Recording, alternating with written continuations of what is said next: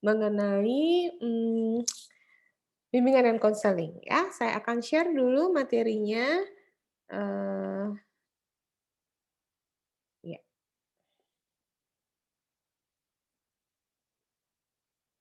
Oke, apakah sudah bisa dilihat? Sudah, Mbak. Sudah ya? Oke. Baik, eee, memang salah satu tugas paling, utama di psikologi sekolah adalah bimbingan dan konseling ya. Jadi, sebenarnya bimbingan dan konseling itu tidak hanya dilakukan atau tidak, bukan eksklusivitas dari sarjana psikologi ya. Ada satu,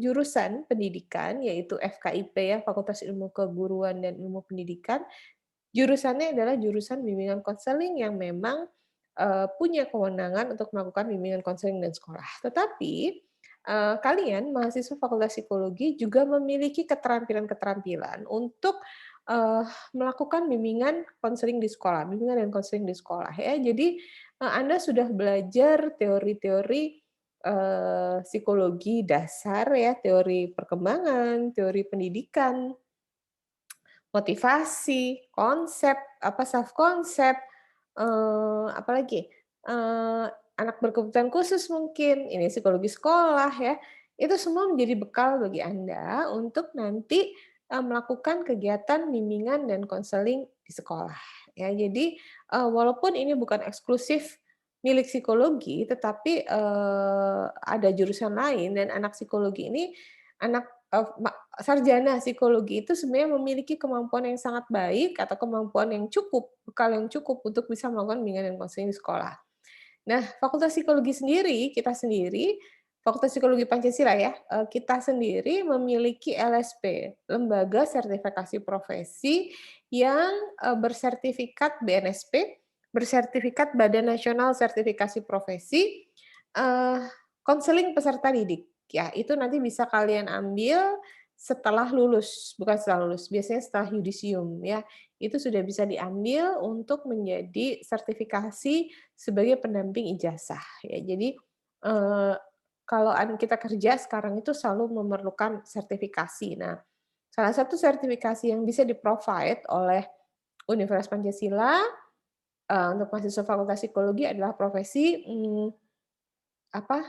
konseling peserta didik dan itu nanti kalian bisa ambil gitu ya setelah, eee, yudisium biasanya. Nah, sebenarnya ada 2 yaitu, bimbingan dan konseling ya. Kenapa sih judulnya BK, bimbingan dan konseling? Mungkin dari kalian, ada yang beberapa yang langganan ke guru BK ya.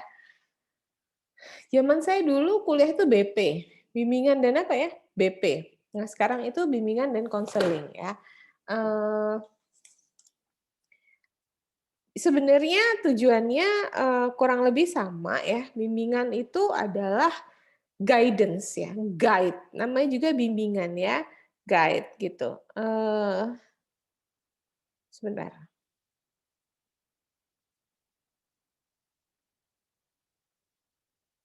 sebentar ya.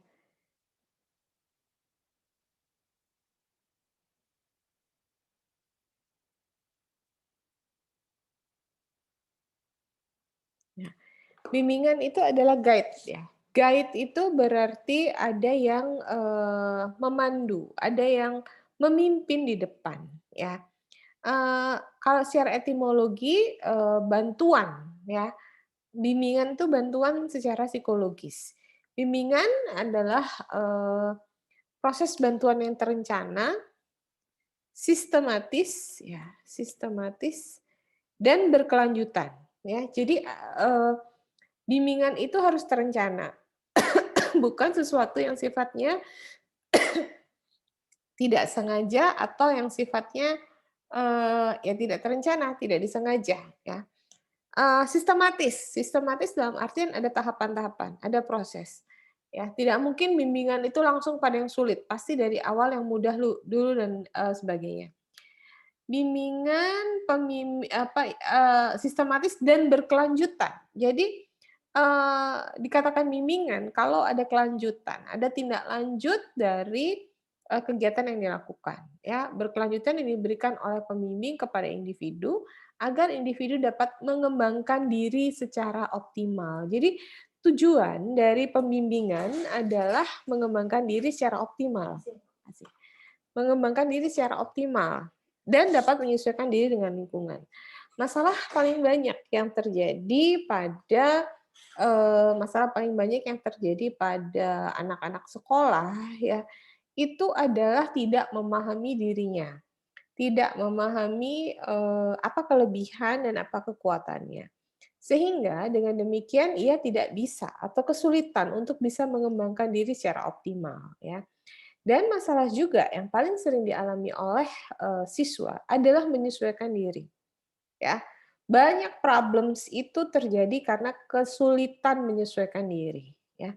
Menyesuaikan diri dengan apa? Menyesuaikan diri dengan teman-teman di sekolah, menyesuaikan diri dengan tuntutan guru di sekolah, menyesuaikan diri dengan tuntutan orang tua di rumah, ya.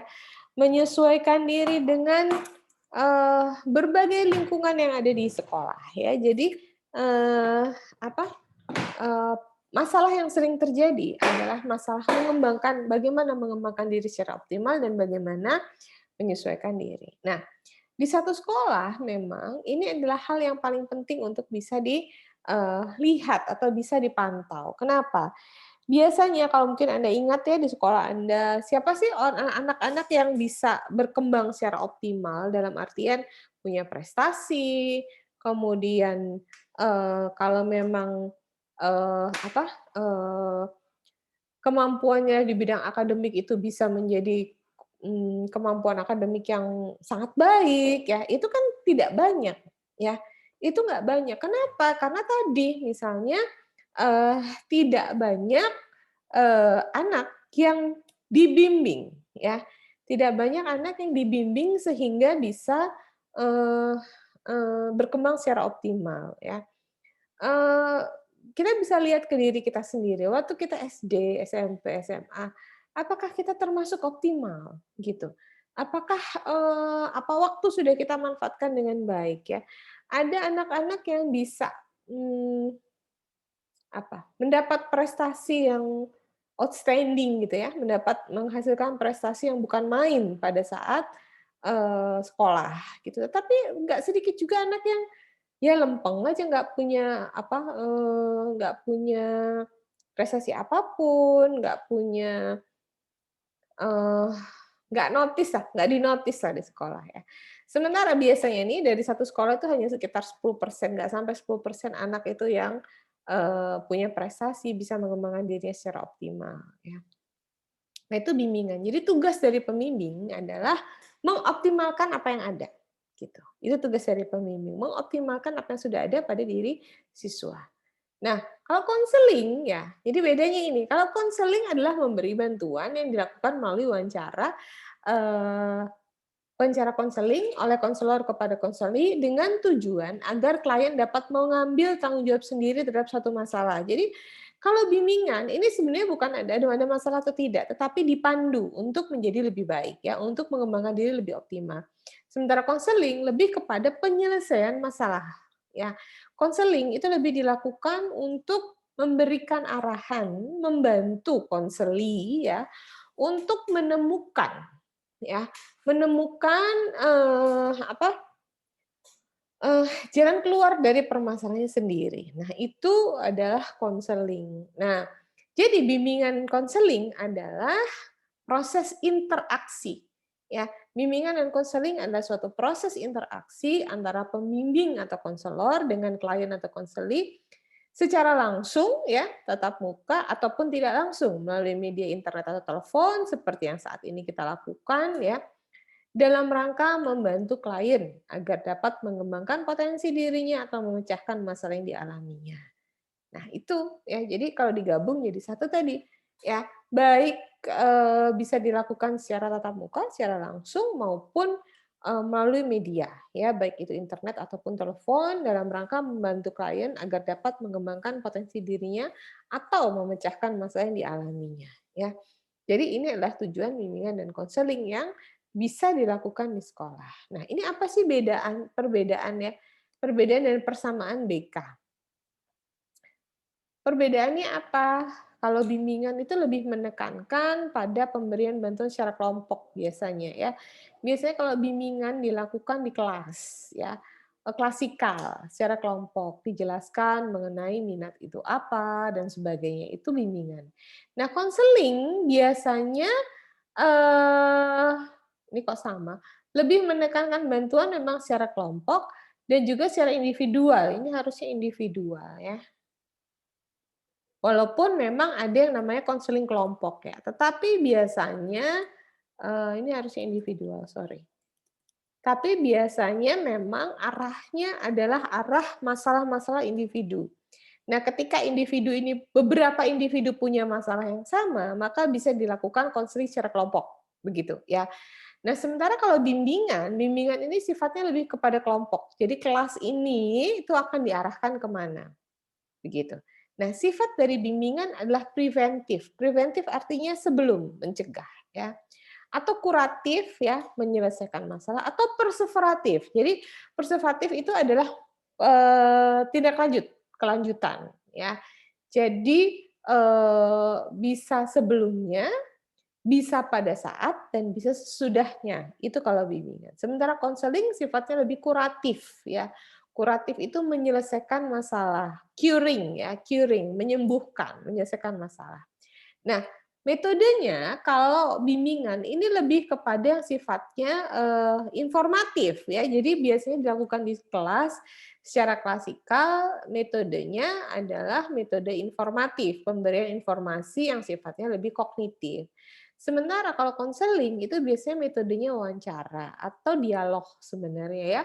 Wawancara, ditanya-tanya tapi juga dijawab. Jadi itu sebenarnya dialog.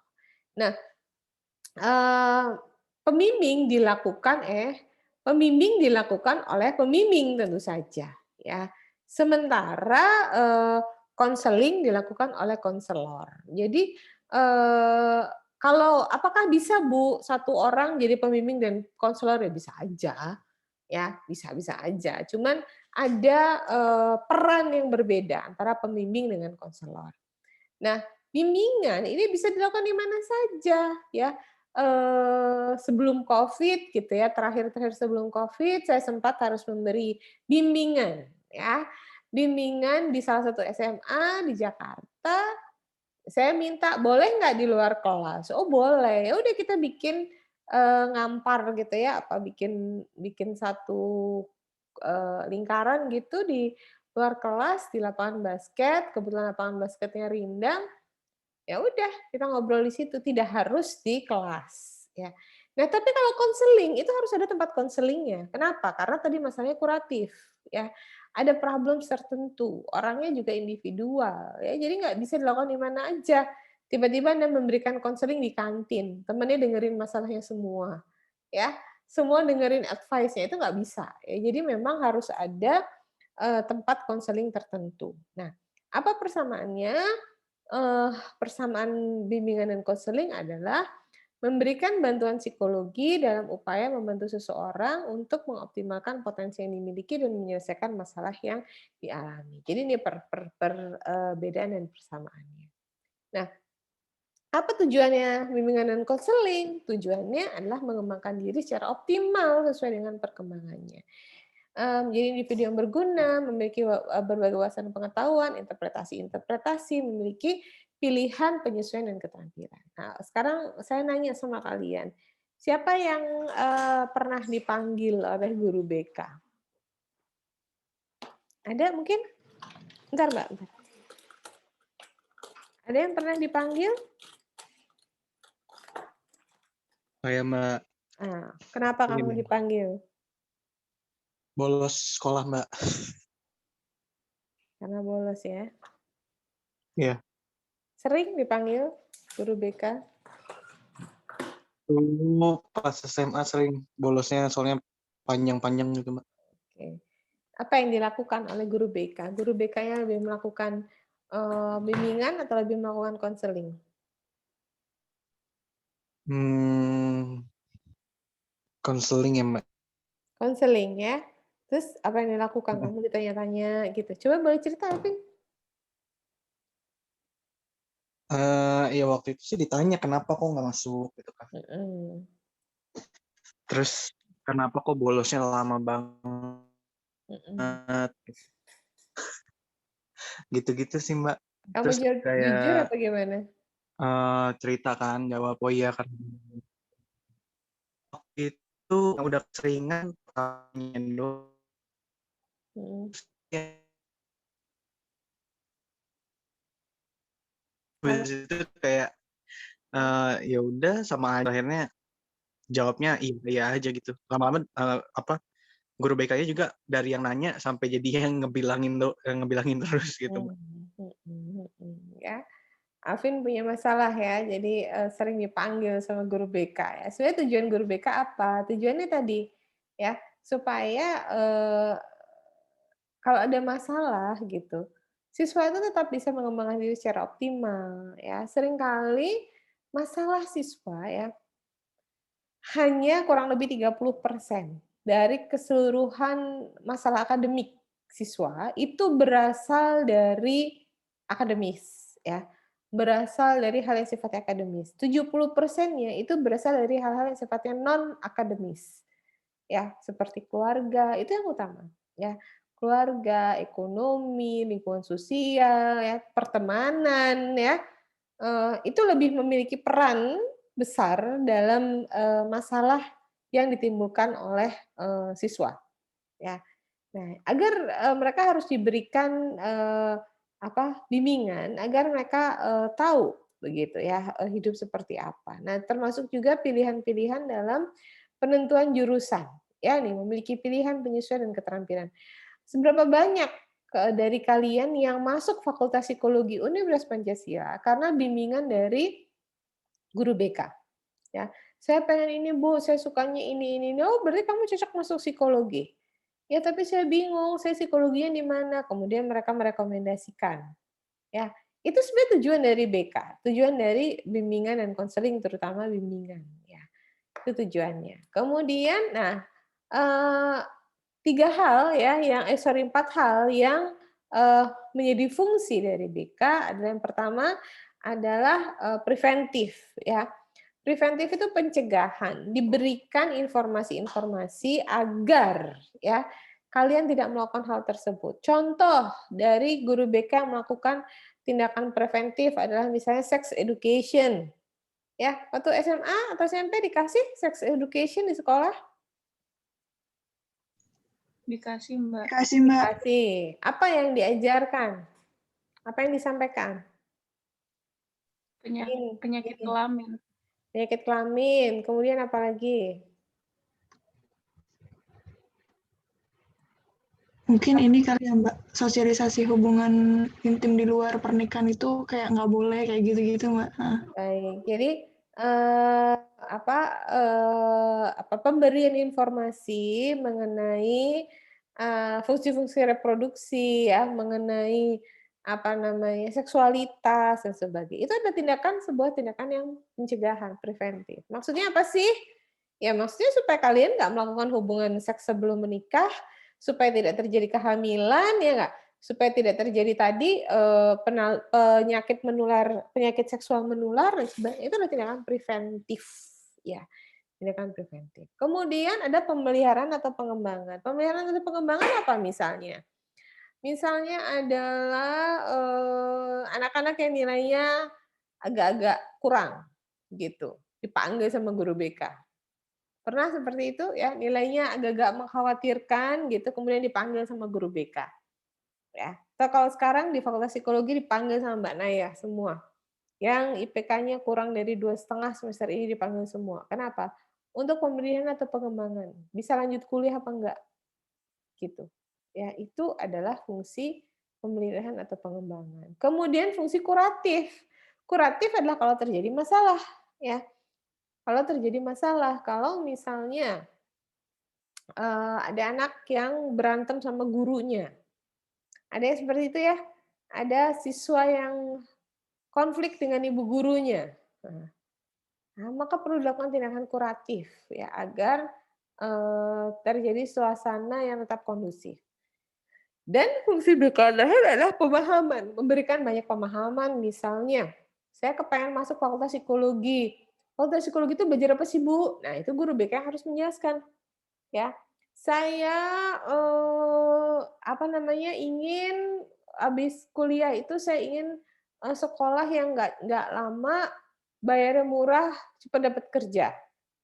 Nah, itu diberikan pemahaman, ini loh ada pekerjaan seperti ini, ada pekerjaan seperti itu, dan sebagainya, ya. Jadi ini adalah fungsi dari BK secara keseluruhan, secara umum. Nah, ini ya, ini contoh-contohnya. Pemahaman apa sih? Memahami karakteristik, potensi, ya, tugas perkembangan peserta, ya, dapat memahami untuk dapat memahami secara objektif atau realistik. Ini kita bisa menggunakan kalau kita anak psikologi, kita bisa menggunakan tes-tes psikologi yang sifatnya golongannya adalah golongan C, ya, yang bisa diambil oleh non psikolog. Ya kan kalian sudah belajarnya metode pengukuran kepribadian, metode pengukuran bakat inteligensi dan metode pengukuran kepribadian. Nah ini bisa digunakan untuk memahami karakteristik, siswa, ya. Yang kedua, tindakan preventif, memberikan layanan berorientasi pada informasi mengenai berbagai aspek kehidupan yang patut dipahami siswa agar mereka tercegah dari masalah. Ya, tadi contohnya adalah, bahaya melakukan, hubungan seksual di luar nikah atau melakukan hubungan seksual, dini, ya, itu preventif. Atau juga preventif itu rokok atau narkoba, yang paling banyak itu preventif itu salah satunya adalah narkoba, penggunaan narkoba. Ya, mencegah agar siswa-siswa di sekolah tidak kemudian mengikuti atau larut atau terpengaruh terhadap godaan-godaan, narkoba di lingkungannya. Itu salah satu contoh preventif. Saya juga beberapa waktu yang lalu ya, beberapa tahun yang lalu ketika saya menjadi Dewan Transportasi Kota Jakarta, itu saya juga minta kepada Korlantas waktu itu ya, agar salah satu tindakan preventif yang juga dilakukan di sekolah adalah, pemahaman lalu lintas ya. Alhamdulillah 2 tahun yang lalu ya, road safety itu jalan ya, tahun kemarin nggak ada. Jadi youth, anak muda tapi yang bergerak di road safety. Ya karena ternyata kematian, di jalanan ya, kematian di jalanan itu paling tinggi itu terjadi pada orang usia produktif antara 20 sampai 30 tahun, ya.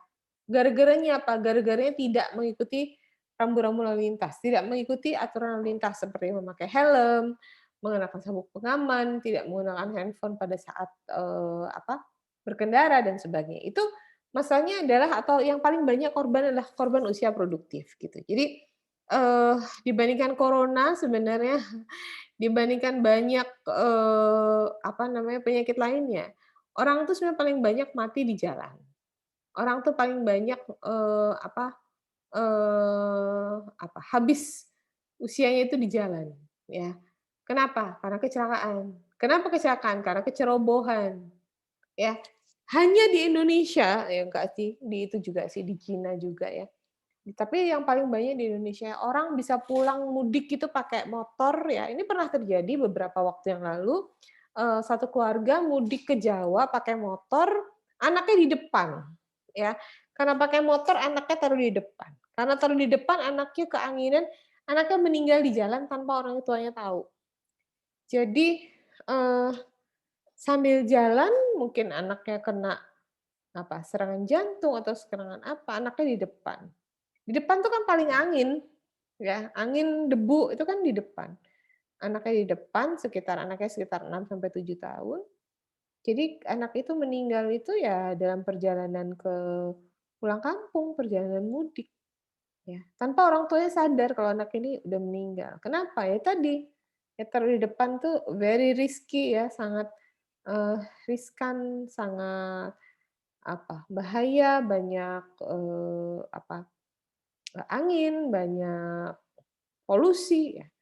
Itu, makanya harusnya salah satu tindakan preventif yang juga dilakukan di sekolah adalah, eee, pemahaman lalu lintas ya. Pengembangan ya, eee, pengembangan memberikan layanan bimbingan untuk membantu peserta didik. dan juga mampu mengembangkan potensi dirinya atau tugas-tugas perkembangannya. Jadi, salah satu yang dilakukan untuk, pengembangan itu adalah membantu ya, membantu, siswa untuk mengembangkan potensi sesuai dengan tugas perkembangannya. Apa sih tugas perkembangan remaja? Ya, kalau kita di SMA misalnya, kalau kita di SMP juga apa tugas perkembangan remaja. Kalau di SD apa tugas perkembangannya anak, late childhood mungkin, ya itu harus kita pelajari semua sehingga kita bisa tahu apa kemampuan pengembangan apa yang perlu kita lakukan. Yang terakhir itu kuratif. Kuratif itu yang memecahkan masalah, membantu siswa agar dapat memecahkan masalah yang dihadapinya, pribadi, sosial, belajar, atau karir. Nah, ini adalah fungsi-fungsi dari BK ya, fungsi-fungsi dari bimbingan konseling yang bisa saja satu layanan konseling itu terdiri dari beberapa, fungsi ini ya, tetapi fungsinya ada 4, fungsi pemahaman, preventif, perkembangan, dan kuratif. Nah, ini sudah tadi. Nah, eee, oke. Pentingnya layanan BK, kenapa sih di satu sekolah harus ada BK? Oh ya, di Universitas Pancasila sendiri sebenarnya belum ada ya layanan BK ya. Ini saya lagi ada dosen baru namanya Mbak Kisti, lagi saya minta untuk kita mengembangkan namanya SCSC dulu kita punya ya, Student Care and Counseling ya. Karena kita tidak punya layanan BK di tingkat universitas ya, seharusnya ada karena kita ada Fakultas Psikologi.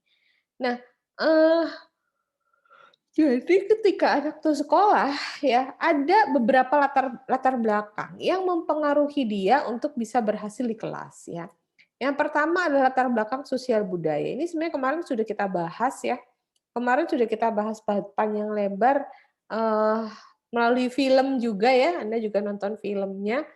Bagaimana latar belakang sosial budaya itu mempengaruhi, seorang anak ya.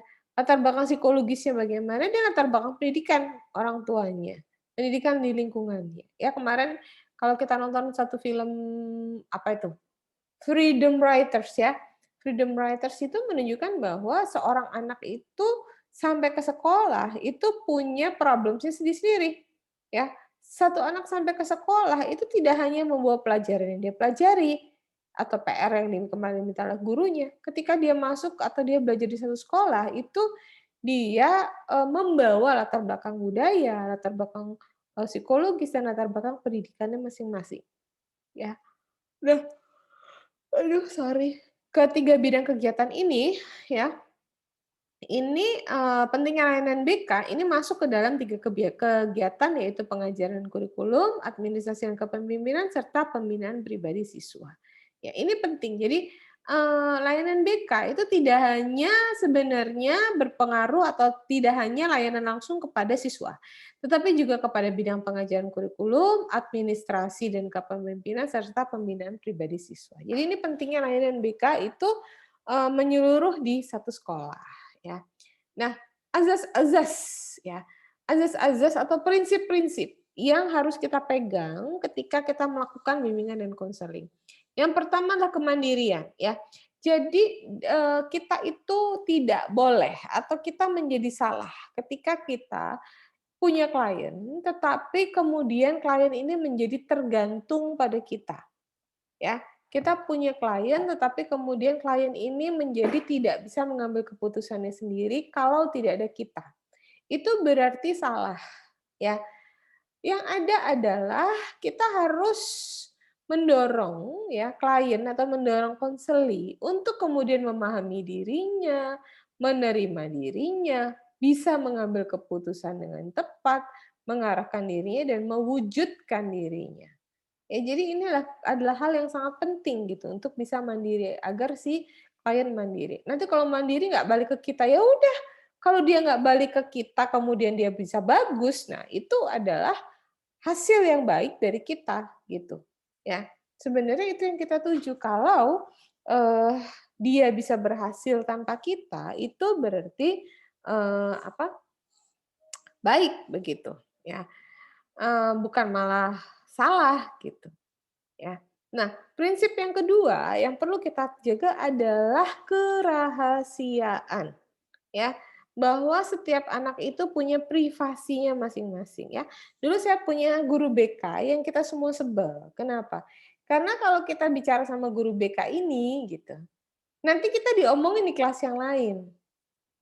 Gitu. Ya ketika dia cerita, ngomongin kita di kelas yang lain. Nah, itu tidak memegang kode etik ya. Itu salah satu kode etik yang harus dijunjung tinggi adalah kerahasiaan, ya. Kemudian ya, kenapa, eee, orang itu harus memegang rahasia? Karena yang dituntut dari klien itu juga adanya keterbukaan, ya, harus keterbuka. Kalau tidak terbuka, ya klien tidak bersikap terbuka, ya maka konseling tidak bisa berjalan dengan baik, ya.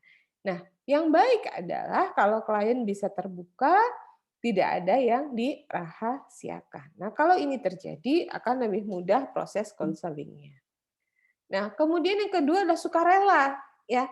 Jadi tadi kalau Alvin dipanggil-panggil ya oleh guru BK-nya ya, kemudian, males datang ya, itu sudah menjadi hambatan dalam proses konseling. Apalagi kalau gurunya yang begitu, ya. Kan saya sebenarnya nggak seneng nih suruh konseling siswa-siswa ini nakal, "Ah, saya nggak seneng deh." Nah, nggak ada sukarela, itu udah susah proses BK terjadi. Ya, proses BK bimbingan konseling itu bisa terjadi kalau ada keikhlasan, kalau ada kesukarelaan. Tapi saya yakin sih tidak hanya pada BK ya, pada semua kegiatan. Kalau kita melakukan dengan sungguh-sungguh, maka apapun menjadi baik ya. Tapi kalau kita dari awal sudah nggak ikhlas, sudah nggak sungguh-sungguh, maka apapun juga tidak akan menjadi baik begitu. Ya. Nah, kegiatan ya mendorong klien untuk melakukan aktivitas-aktivitas yang telah disepakati bersama. Jadi apa namanya penyelesaian dari satu kasus itu bukan pada si konselor, ya. Berhasil tidaknya suatu proses proses konsultasi, proses BK itu tidak murni atau tidak besar peran dari konselor. Yang banyak berperan, harus melakukan action, itu ya si klien, gitu, si konseli. Maka klien must be active. Dia harus aktif untuk kemudian, eee, melakukan tindak lanjut dari apa yang disepakati pada saat konseling, ya. Jadi tadi ada azas kemandirian, kerahasiaan, keterbukaan, kesukarelaan, ada azas kekinian, ya. Masalah dihadapi klien adalah masalah yang sekarang dihadapi, ya. Jangan diungkit-ungkit, "Kamu kan dulu waktu itu." Ya udah dulu, udah bicarain sekarang aja apa, ya. Konseling memberikan terapi pada saat sekarang, ya, bukan pada masa lalu, ya. Jadi kita hanya fokus ke, masa depan, problem solving, ke masa depan, ya. Kekinian, masalah yang dibicarakan klien adalah masalah yang sedang dihadapi, bukan masalah lalu yang kita tidak bisa hadapi atau yang sudah basi, ya udah nggak update lagi untuk kita bahas, gitu.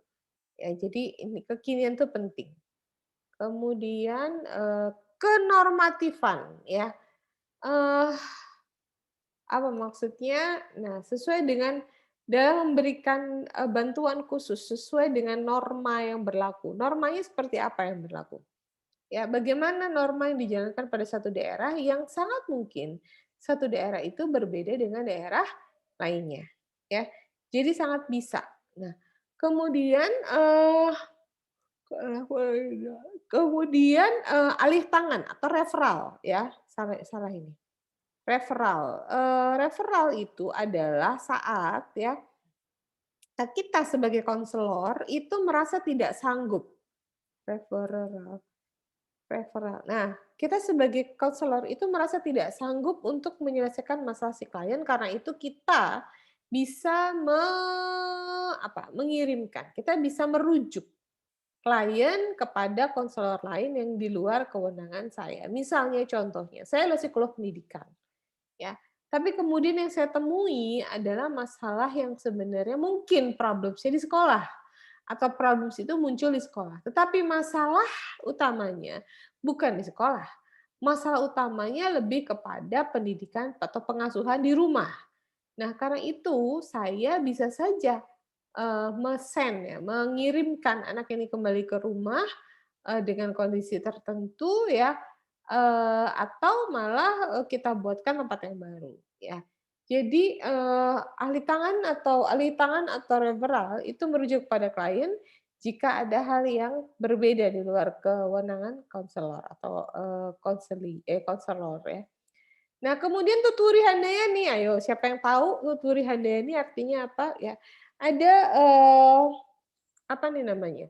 Peribahasa ya, ada peribahasa, bukan peribahasa dong ya ini, ada pantun mungkin ya, yang dikemukakan oleh Ki Hajar Dewantara. Ki Hajar Dewantara adalah salah satu pemikir ya, salah satu pendiri taman siswa ya, salah satu pendiri taman siswa yang kemudian berperan atau berkecimpung ya, lebih baik berperan itu pada dunia medis ya, pada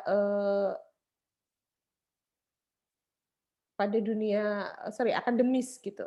Nah, itu kemudian ada tiga hal yang diungkapkan. Yang pertama adalah ing mad sorry, ing ing ngarso sung tulodo, di depan memberi contoh. Ing madyo mangun karso, yang di tengah membangun, yang di tengah bekerja. Ya, ing tutwuri handayani, yang di belakang mengikuti. Nah, ini yang salah dengan konsep pendidikan kita, itu mengeliminir yang dua di depan. Ya, konsep pendidikan kita itu hanya, kalau kalian ingat ya zaman SD, SMP, SMA itu tulisannya tutwuri handayani. Ngikut. Karena itu sampai sekarang kalian bisanya cuma ngikut. Tidak bisa, kesulit untuk bisa menemukan penemuan-penemuan, invention-invention yang baru. Kenapa? Tuturi handayani. Kalau ngikut itu yang baik. Akhirnya semua menjadi pengekor pengikut. Padahal seharusnya maksudnya ketika kita menjadi pengikut, jadilah pengikut yang nurut. Jadilah pengikut yang handayani, yang baik. Ing madyo mangun karso. Ketika kita di tengah, ya, kita itu mendorong, kita itu melakukan sesuatu, kita itu membangun karsa, memotivasi ing madyo. Kalau kita di depan ing madyo, ing ngarso yang di depan, sung tulodo yang di depan itu menjadi teladan, menjadi apa yang dilihat begitu. Nah, seringkali kalau kita tidak paham dengan filosofi ini ya, apa, kita hanya menjadi pengikut, ketika kita di depan kita juga kesulitan untuk mengambil peran sebagai sung tulodo, sebagai teladan, ya. Nah, maksud di sini asas BK adalah tuturi handayani adalah sebagai guru BK, kita harus sebagai psikolog sekolah yang berada di lingkungan sekolah ya, kita harus tuturi handayani, kita harus berada di belakang. Jadi memberikan rasa aman kepada siswa. Ya. Kemudian mengembangkan keteladanan. Kemudian memberikan rangsangan dan dorongan serta kesempatan seluas-luasnya kepada klien untuk maju. Ya. Jadi ini adalah azas yang selanjutnya. Apa saja prinsip BK? Ya, ini ada beberapa prinsip. Prinsip-prinsip BK itu terkait dengan yang pertama adalah sasaran layanan.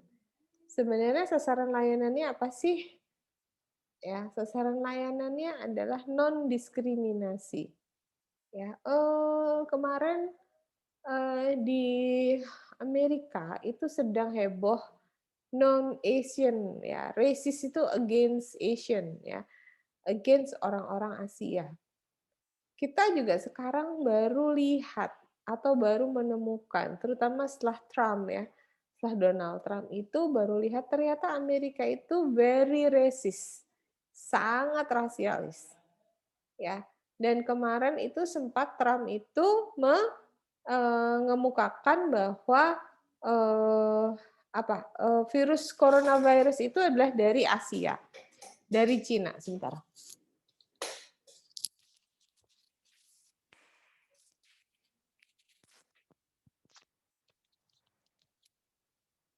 Ya, itulah yang kemudian membuat banyak orang akhirnya anti Asia ya.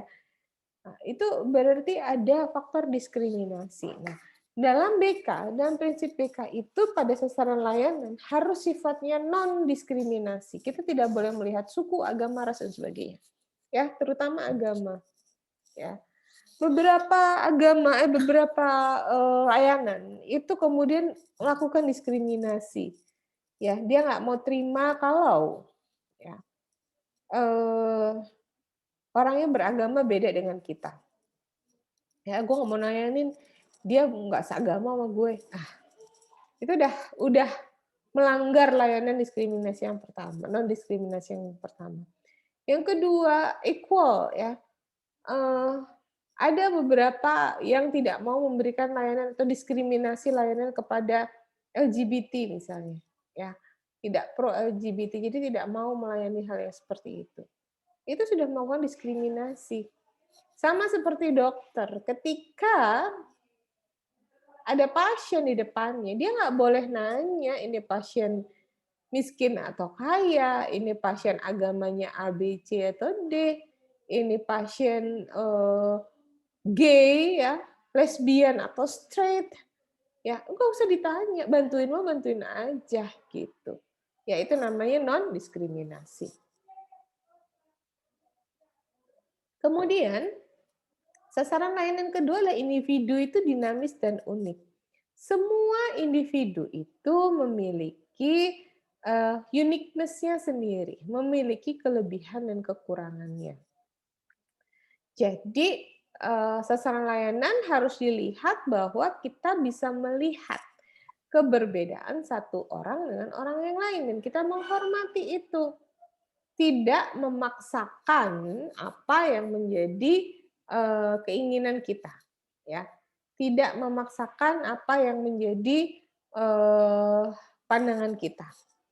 Itu adalah sasaran layanan. Kemudian tahap dan aspek perkembangan individual harus kita lihat.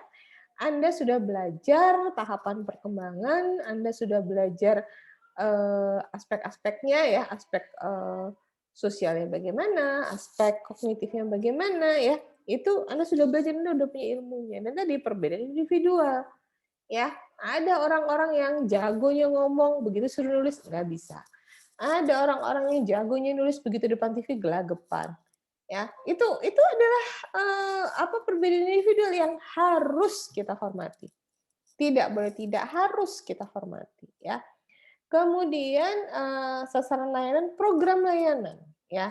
Program layanan bahwa BK itu adalah bagian integral dari pendidikan. Jadi hasil dari apa yang dilakukan pada saat bimbingan dan konseling itu harus dikomunikasikan kepada baik itu guru, pada orang-orang yang terkait dengan si anak ya, guru, sekolah, orang tua.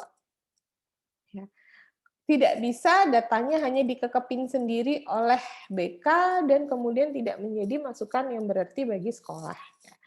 Kemudian program layanan harus fleksibel dan adaptif, ya, berkelanjutan dan memiliki penilaian yang teratur dan terarah. Jadi terstruktur ya, ada strukturnya program layanannya.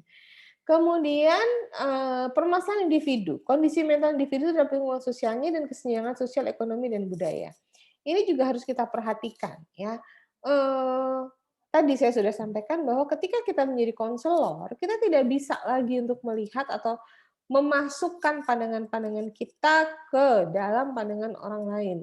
Kita harus memahami dengan baik, kita harus menerima dengan baik kesenjangan sosial, ekonomi dan sebagainya.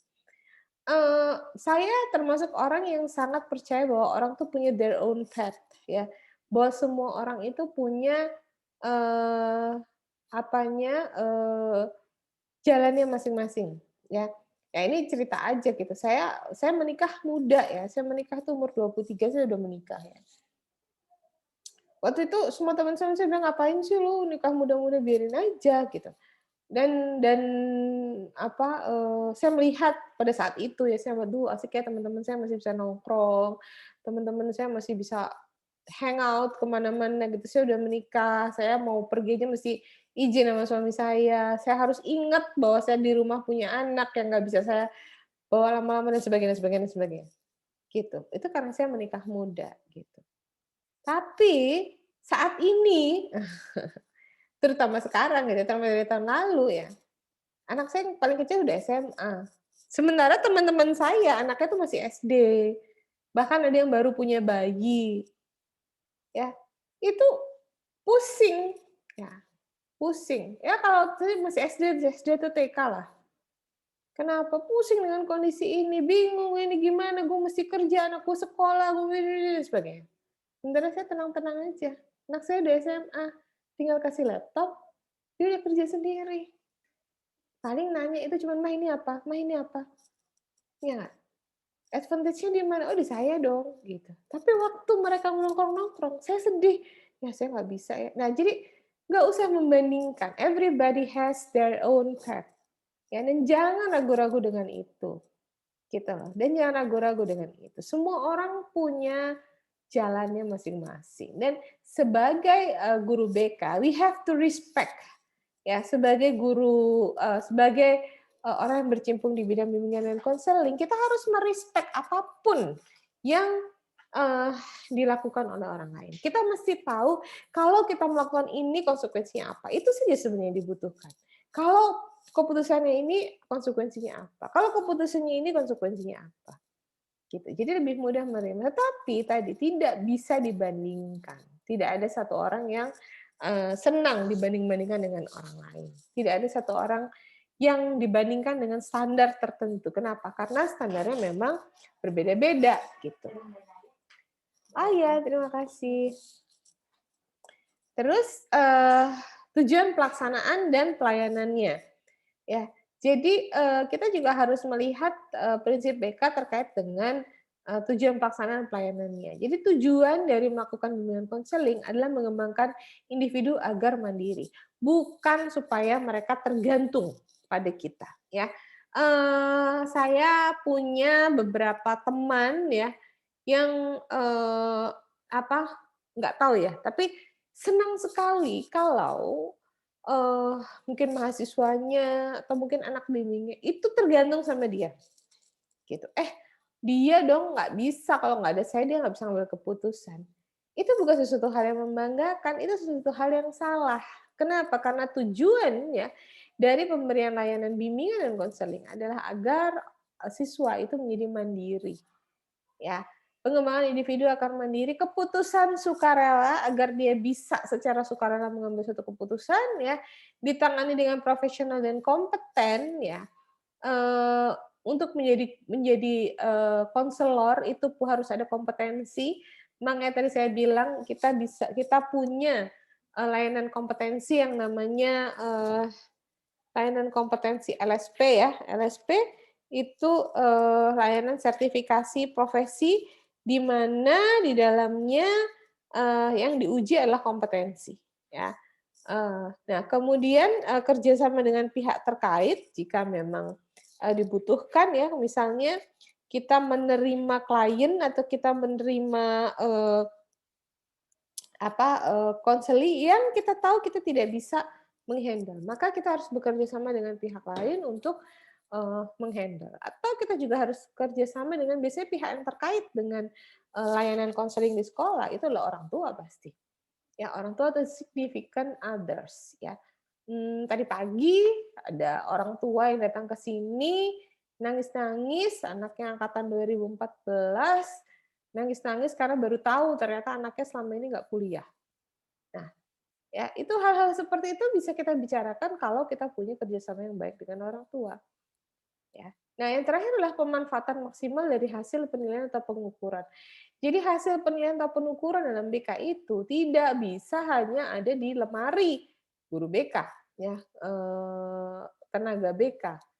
Ya, ini harus dimanfaatkan secara maksimal, disampaikan ke guru kelasnya secara individual, disampaikan ke sekolah secara kelompok untuk bisa mengambil keputusan-keputusan terkait dengan apa hasil penilaian atau pengukuran. Ya. Ini prinsip dari BK. Nah, kode etik, ya, ini sih saya rasa kalian juga sudah paham ya sebenarnya kode etiknya seperti apa. Eh, Menghormati harkat klien ya. Jadi walaupun sebagai konselor mungkin di sekolah ya, pasti yang kita hadapi lebih mudah dari kita. Tetapi kita tetap harus menghormati. Ya, kita tetap harus menghormati. Dan ini yang sekarang ini juga agak lost gitu ya. Dengan adanya media sosial, dengan adanya hubungan yang sangat mudah antar klien, ini membuat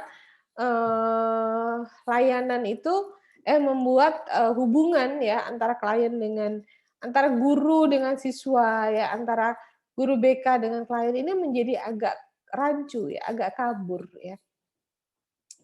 Seringkali kita atau kami dosen-dosennya juga bingung gitu, kok anak-anak sekarang nih bicaranya seperti ini gitu ya. Tetapi tetap kalau kita posisinya BK adalah kita menghormati harkat klien.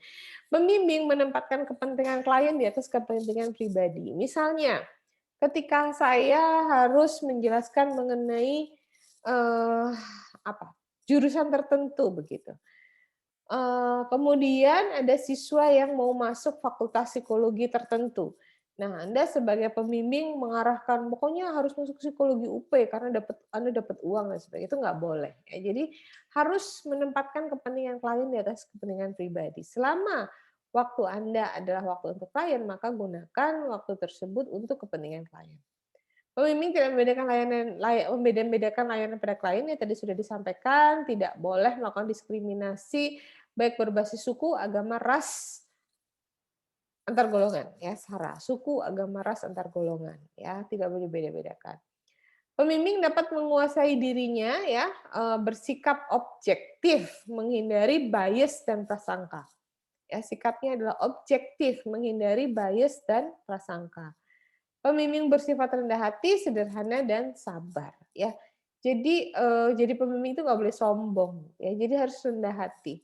Sederhana, nggak boleh neko-neko dan sabar ya. Ini yang paling sulit. Kita memang punya dua kuping ya, dua telinga. Kita punya satu mulut, tetapi seringkali yang kita lakukan adalah banyakkan bicara daripada mendengar. Nah, itu ya kurang sabar ketika mendengar. Pembimbing terbuka terhadap saran yang diberikan klien ya. Pada saat konseling itu tidak hanya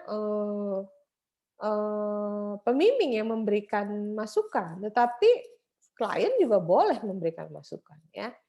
Pembimbing memiliki sifat tanggung jawab terhadap lembaga atau orang yang dilayani, jelas ya tanggung jawab, mengusahakan mutu kerja sebaik mungkin. Saya rasa inilah kode etik yang sifatnya universal ya. Ada etos kerjanya Johnson Sinamo yang mengatakan bahwa kerja adalah rahmat ya, kerja adalah macam-macam ya. Tetapi yakinlah ketika kita memberikan ya mutu kerja yang terbaik, maka kita juga akan mendapatkan hasil kerja yang terbaik atau imbalan yang terbaik ya. Imbalan itu tidak selalu dalam bentuk uang ya, tetapi yakinlah ketika kita mengerjakan sesuatu dengan sungguh-sungguh, maka Anda juga akan mendapat balasan yang sungguh-sungguh pula. Pembimbing mengetahui pengetahuan dasar yang memadai tentang perilaku manusia, Anda sudah punya, serta teknik dan prosedur layanan bimbingan guna memberikan layanan sebaik mungkin. Ya, ini kita belajar psikologi sekolah, kemarin Anda sudah belajar tentang PAUD, nanti ke depan Anda akan belajar bimbingan-bimbingan di setiap jenjang sekolah. Ya. Nah, ini juga seluruh catatan tentang klien itu sifatnya rahasia, tidak boleh disebarluaskan. Suatu tes yang dilakukan orang-orang berwenang menggunakan dan menafsirkan hasilnya ini juga ya. Bukan berarti ketika Anda menjadi tenaga psikologi di sekolah itu Anda tidak boleh menggunakan semua tes. Anda boleh menggunakan tes-tes yang memang boleh diadministrasi oleh sarjana S1 psikologi. Tetapi interpretasinya tetap harus oleh psikolog. gitu. Oh, di sekolah nggak ada psikolognya, ya hire lah, cari psikolog. Ya, kenapa? Karena tes hanya boleh dilakukan oleh orang yang berwenang dan menafsirkan hasilnya. Ya, kalian S1 masih pada tahap menginterpretasi secara parsial, ya, belum secara komprehensif. Sementara yang bisa apa, me, apa, menggabungkan atau mengintegrasikan gambaran suatu klien itu adalah psikolog. Ya. Nah, apa saja sih jenis-jenis layanannya? Jenis layanannya banyak sebenarnya. Apa sih yang bisa dilakukan oleh seorang layanan tenaga psikologi atau tenaga BK di sekolah? Yang pertama orientasi, lingkungan baru ya. Jadi bagaimanapun ketika orang berada dalam lingkungan yang baru, misalnya dari SMP ke SMA, itu harus melakukan penyesuaian. Dan penyesuaian ini harus barengi dengan layanan orientasi atau lingkungan baru ya. Kemudian layanan informasi, informasi belajar, pergaulan, karir, pendidikan lanjutan dan sebagainya ya. Ini rasanya sudah banyak, banyak kita lakukan ya. Kemudian layanan konten, pengembangan sikap dan kebiasaan belajar yang baik ya. Learning how to learn ya. Itu sering lewat gitu ya, learning how to learn. Jadi selama ini kita itu belajar ya belajar aja, tapi kita tidak belajar bagaimana sih belajar yang baik gitu. Ya, bagaimana sih mencatat yang baik, bagaimana sih mengingat yang baik ya, metode chunking, bagaimana sih scan reading gitu ya, itu semua ada bisa diberikan ya. Kemudian layanan penempatan dan penyaluran, misalnya ketika anak ini kemudian nanti mau magang begitu ya, atau misalnya mau melanjutkan ke jenjang tertentu, itu namanya layanan penempatan dan penyaluran. Kemudian layanan konseling perorangan, jelas ya memecahkan masalah secara perorangan, layanan bimbingan kelompok ya, dan layanan konseling kelompok. Oh bisa ya konseling kelompok? Ya bisa kalau masing-masing individu punya masalah yang sama atau yang mirip-mirip. Kemudian konsultasi. Konsultasi itu ada masalahnya? Enggak. Biasanya konsultasi itu dilakukan dalam proses pemilihan. Ya, pemilihan ini tertentu. Ada beberapa pilihan yang dia harus memilih. Nah, itu biasanya dilakukan konsultansi. Kemudian mediasi. Mediasi itu terjadi kalau apa? Mediasi itu terjadi kalau ada dua pihak yang berkonflik, kemudian harus ada pihak ketiga yang melakukan mediasi. Nah, mediasi ini bisa dilakukan oleh BK. Gitu. Nah, bidang-bidang layanannya ada bimbingan karir yang paling utama ya, yang paling sering adalah bimbingan karir ya, mau melanjutkan kemana, bimbingan belajar ketika kesulitan dalam belajar, dan bimbingan pribadi atau sosial, masalah dengan keluarga, masalah dengan pacar ya, masalah dengan guru di sekolah ya, banyak loh layanan bimbingan yang karena guru di sekolah dia punya masalah sama gurunya di sekolah. Nah, ini tinggal dilihat apakah guru yang punya masalah atau siswanya. Nah, kegiatan-kegiatan pendukungnya dari BK ini yang pertama adalah aplikasi instrumentasi data. Ya, dulu mungkin kalian ingat ya waktu SMA mungkin ya, sering kan disuruh nulis-nulis gitu ya data, keterangannya. Ini adalah aplikasi instrumentasi data. Jadi jadi guru BK ini punya data yang lengkap tentang keterangan-keterangan siswa ya. Apakah itu hal yang sifatnya personal, apakah itu nilai, apakah itu prestasi dan sebagainya. Kemudian namanya case conference ya, atau konferensi kasus. Case conference biasanya dilakukan kegiatan untuk membahas masalah siswa dalam satu pertemuan dihadiri pihak-pihak yang dapat memberikan keterangan. Jadi case conference itu membahas satu case tertentu ya. Case atau masalah tertentu dari si klien, kemudian kita kumpulkan pihak-pihak yang terlibat kemudian memberi masukan. Nah, itu namanya case conference. Kemudian himpunan data, menghimpun data, melakukan visitasi atau kunjungan rumah. Nah, ini juga sangat penting ya. Nanti ada satu tugas atau satu soal ya tentang yang saya jelaskan atau Anda bisa baca nanti tentang home visit ya. Home visit itu tuh sangat penting bagi guru BK. Jadi guru BK itu harus mau home visit. Kenapa? Karena seringkali apa yang muncul atau apa yang tampil di sekolah, di kelas, itu bukan yang sesungguhnya. Ya, ketika ke rumahnya kita baru tahu. Ya, ketika ke rumahnya kita baru oh ternyata ini toh problems ya dan sebagainya. Jadi kunjungan rumah itu termasuk hal yang penting. Kegiatan mendukung BK lainnya adalah tinjauan pustaka ya. Jadi guru BK itu bukan berarti terus nggak belajar apapun lagi, tetap harus meninjau pustaka. Tetap harus melakukan kajian-kajian literatur ya.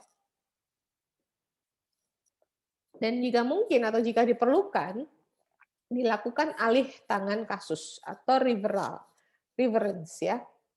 Misalnya setelah kita dalam konseling kita tahu bahwa anak ini masalah dengan atau dia punya masalah disgrafia atau diskalkulia misalnya, maka kita harus rujuk dia ke ahli-ahli itu untuk kemudian dilakukan terapi. Ini kegiatan pendukung BK. Nah, pendekatan dalam BK ada 4 ya. Yang pertama adalah pelayanan dasar ya, proses pemberian bantuan kepada konseli melalui kegiatan pengalaman terstruktur secara klasikal atau kelompok yang disajikan secara sistematis. Jadi ini adalah pelayanan yang paling dasar yang dilakukan ya, melakukan bantuan ya. Kalau tadi Alvin merasa tidak terbantu sama gurunya, males lah lama-lama juga hilang gitu ya. Tapi sebenarnya pelayanan ini paling penting ya agar orang punya tempat curhat. Nah, kalau sekarang curhatnya sama temennya sendiri, yang ada bukan selesai, tambah jadi masalah. Ya nggak ya? Kemudian pelayanan perencanaan individual, bantuan kepada konseli agar mampu merumuskan dan melakukan aktivitas berkaitan dengan masa depan tadi. Ya, jadi kita tuh harusnya hanya menjadi cermin ya bagi si konseli untuk kemudian melihat diri dan kemudian melakukan apa yang harus dilakukan dengan dirinya. Kemudian pelayanan responsif ya memberikan bantuan kepada konseli yang menghadapi kebutuhan dan masalah yang membutuhkan pergaulan dengan segera. Ya, kalau masalahnya adalah masalah-masalah yang segera ya kita lakukan nih langsung responsif. Dan dukungan sistem ya. Komponen pelayanan kegiatan manajemen, tata kerja, infrastruktur dan pengembangan kemampuan profesional konselor secara berkelanjutan. Jadi seringkali bahkan hingga hari ini BK ini suka dianggap sebelah mata oleh sekolah ya. Tidak dianggap sepenting guru-guru bidang studi lainnya. Padahal banyak problems-nya malah bukan di problems akademik. Akademik itu bahwa dampaknya adalah pada nilai akademik mungkin iya, tetapi sebenarnya masalahnya itu adalah masalah-masalah yang sifatnya psikologis atau masalah yang sifatnya keluarga terkait dengan latar belakang keluarga dan sebagainya. Jadi sangat penting dukungan sistem ini ya, pengembangan kemampuan profesional konselor secara berlanjutan ini juga sangat penting. Tadi saya salah satunya adalah tadi LSP ya. LSP adalah salah satu wujud untuk bagi konselor untuk bisa meningkatkan kemampuannya ya. Manajemen itu juga banyak mempengaruhi keberhasilan siswa ya. Apakah siswanya baik atau siswanya berprestasi atau tidak itu juga sangat tergantung oleh manajemen, infrastruktur ya. Bayangin aja, kemarin siapa yang ke kegiatan Indonesia Mengajar ya, kampus mengajar ya, saya lupa dari kelas ini ya. Dina Nisrina itu dari rumahnya ke sekolahan itu 55 kilo. Ya, 55 kilo jalannya berantakan dan sebagainya. Itu kan infrastruktur, itu kan out of our authorities gitu. Ya, tapi itu harus ada, ya harus kita pertimbangkan sebagai dukungan sistem dalam pendekatan BK ya. Langkah-langkah dari BK saya rasa inilah langkah-langkah yang umum ya. Langkah-langkah yang umum yang terdiri dari pertama adalah sebentar biar enak. Yang pertama adalah ya kita mengidentifikasi dulu masalahnya. Masalahnya apa sih? Nah, ini langkah-langkah inilah yang nanti akan kita ada beberapa contoh yang nanti Anda bisa baca ya. Identifikasi dulu masalahnya apa. Perlu berapa lama untuk identifikasi? Sangat tergantung. Identifikasi masalah bisa sangat cepat ditemukan, identifikasi masalah bisa nggak ketemu masalahnya apa. Ya, kalau udah ketemu masalah kita analisa, masalahnya apa sih sebenarnya? Apa sih menjadi problems? Apa sih yang menjadi sebab? Apa sih yang menjadi akibat? Mana sih sebab? Mana sih akibat? Mana sih keputusan dari si klien dan sebagainya. Seringkali keputusan itu menjadi salah karena analisisnya salah. Analisisnya salah karena identifikasi masalahnya juga salah ya. Jadi ini sangat berkaitan. Kemudian kita melakukan diagnosa ya. Analisis masalah itu bisa kita lakukan dengan berbagai macam hal. Kita bisa lakukan dengan observasi, kita bisa lakukan dengan wawancara, kita bisa lakukan juga dengan tes. Maka tegaklah sebuah diagnosa.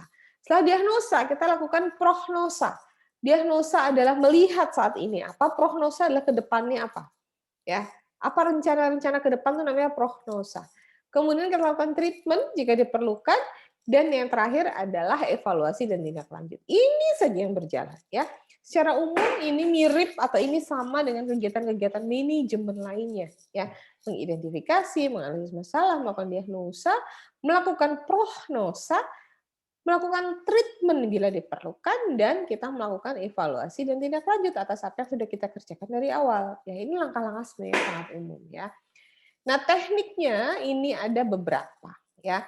Teknik yang pasti adalah tekniknya ini ada individual guidance, ada classical guidance. Nah, kita bicara dulu yang individual guidance ya. Kalau klasikal nanti kita bisa bicara di terapi kelompok. Kita nanti juga ada konseling kelompok judulnya. Kalau sekarang saya sebenarnya hari ini hanya menjelaskan mengenai BK-nya secara umum ya. Individual guidance counseling itu terdiri dari 3. Ada direktif, ada non-direktif. Client-centered therapy ya dari Carl Rogers. Artinya adalah si asesi berupaya untuk menemukan sendiri problemnya apa dan menyelesaikan sendiri problemnya apa. Jadi ada direktif, ada non-direktif, ada behavioral. Behavioral ini terdiri dari 3 cara yang sebenarnya sudah juga sangat biasa untuk kita lakukan, yaitu classical conditioning, ya ini modifikasi perilaku sebenarnya, behavioral modification, classical conditioning atau SR ya stimulus respon, operant conditioning ya respon apa P-nya ya, operant conditioning dan modeling atau peniruan secara mentah-mentah. Nah, ini sebenarnya adalah teknik-teknik yang kita gunakan untuk BK ya, untuk kegiatan bimbingan dan konseling. Direktif itu adalah arahan langsung kepada yang bermasalah gitu. Jadi si pemegang jabatan direktif atau direktur itu kemudian melakukan tindakan-tindakan ya secara langsung, itu namanya direktif. Kalau non direktif ya itu si Carl Rogers tidak langsung mengatakan apa yang terjadi atau apa masalahnya, tapi dia itu meminta, mendukung klien untuk bisa menemukan masalahnya sendiri apa sih, client center therapy. Nyelesainnya bagaimana sih? Itu dikembalikan lagi kepada si klien gitu. Ya, dan akhirnya behavioral jelas sebenarnya kalau teori behavioral itu modifikasi perilaku dalam arti menerapkan prinsip-prinsip belajar ya. Kalau orang tadinya classical conditioning itu menimbulkan efek belajar, bagaimana untuk menimbulkan extinction ya. Kalau di komputer tuh tinggal delete gitu, tapi di otak kita kan nggak bisa di delete, namanya extinction. Sesuatu yang sudah extinction cukup lama, kalau di filmnya Inside Out ya, dimasukin ke dalam jurang yang dalam sehingga kita tidak bisa merecall kembali. Nah, itu adalah teknik-teknik ABK ya. Oke, saya rasa itu dari saya penjelasan mengenai bimbingan dan konseling secara umum terlebih dahulu. Apakah ada yang mau?